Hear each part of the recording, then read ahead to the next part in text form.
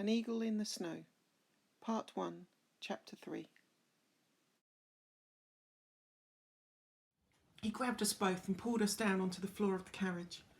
There came a sudden roaring overhead, the sound of guns blazing, of shattering glass, of screaming, of the train whistling, gathering furious speed all the time. I was up on my knees, wanting to look out again, to see what was happening, but the stranger pulled me down again and held me there. "He'll be back," he said. "Stay put where you are, you hear me?"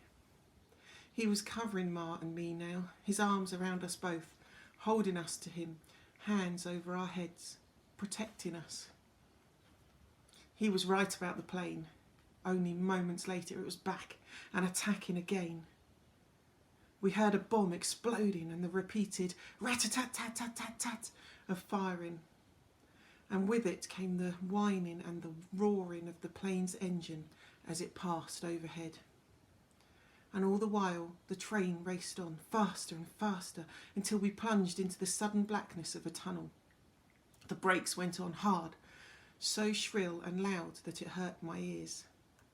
We found ourselves thrown violently together, squeezed half up against the seat and half underneath it.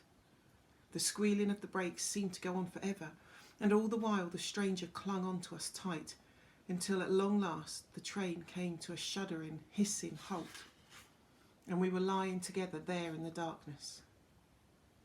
It felt almost as if the train and ourselves were breathing in unison, panting, both of us trying to calm down.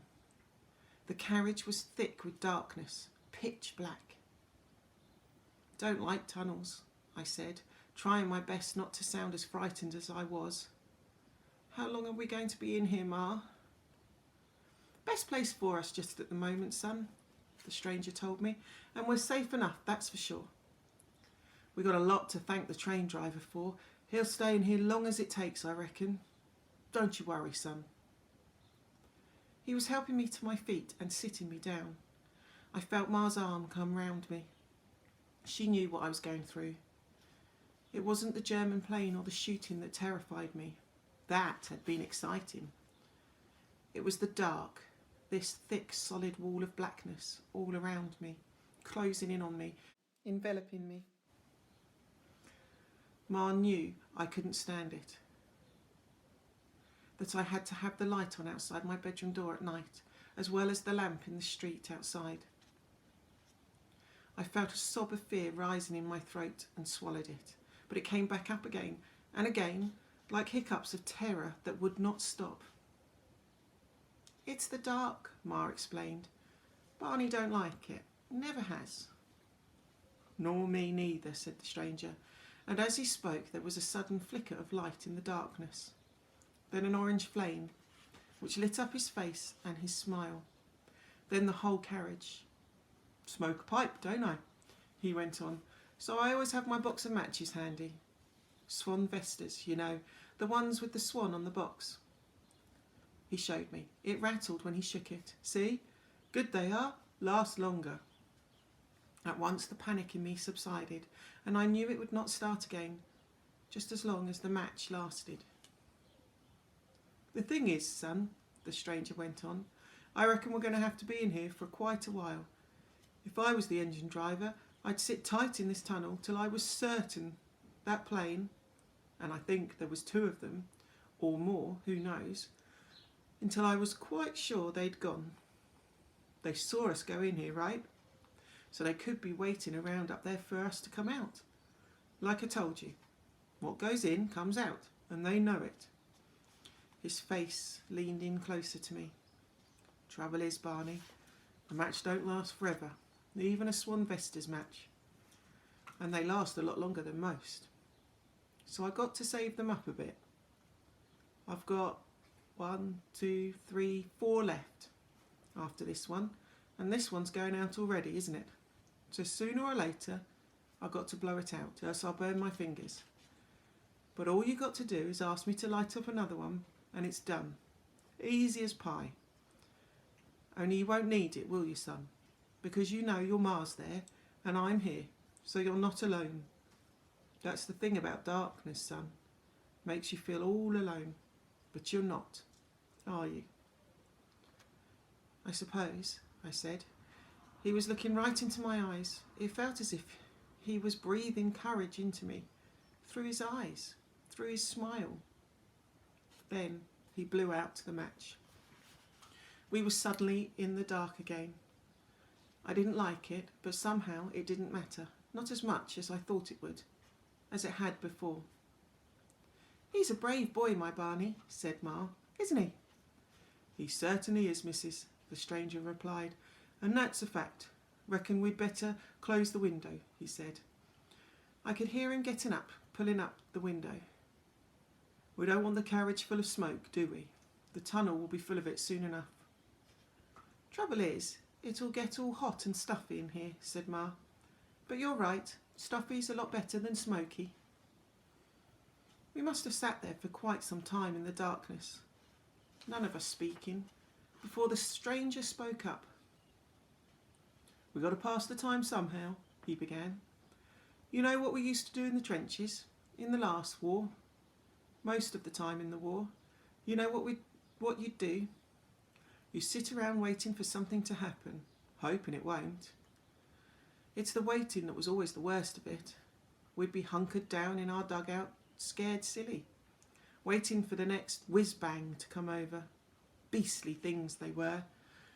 Or we'd be waiting for stand to in the early mornings. We had to be ready on stand to, see, because that's when Fritz liked to attack. First light out of the sun, out of the mist. And you know what we'd do sometimes? We'd tell each other stories. In the dark of the dugout, it was often. Just as it is now.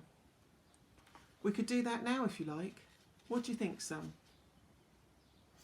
Only if they're exciting, like Grandpa's, eh, Barney?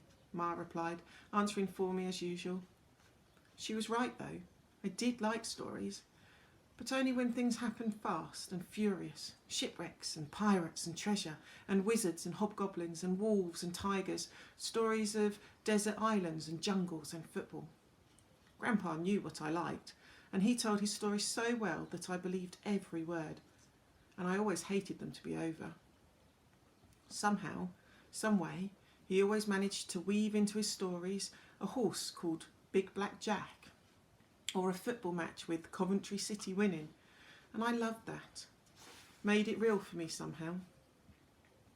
Well, said the stranger, your grandpa isn't here, and I'm sure I couldn't tell stories as good as his anyway, but I could try, couldn't I? Give it a go. No pirates, though. No desert islands or hobgoblins and all that, I'm afraid. Not much good at making things up. But I could tell you a true story, if you like. And what's more, a true story no one's heard before. How would that be? You like true stories, son? Of course he does, said Ma with a laugh. I could feel something embarrassing was coming before it. My Barney, he likes all sorts of stories. Even been known to tell his own from time to time. She nudged me meaningfully then, and he's good at it too. Not true ones, of course. Tells us his little fibs, his little porky pies sometimes, don't you, Barney? We all do that, I suppose. We shouldn't, of course, but we do. Anyway, we'd love to hear your story, wouldn't we, Barney? And like you say, it'll pass the time while we're stuck in here. Bit hot and stuffy already, isn't it? All right then, the stranger began, after a while. Here's my story. Well, not exactly my story. About a pal of mine, a best friend you could call him, I suppose. I knew him better than anyone else in the world. What was his name? I asked. There was a pause.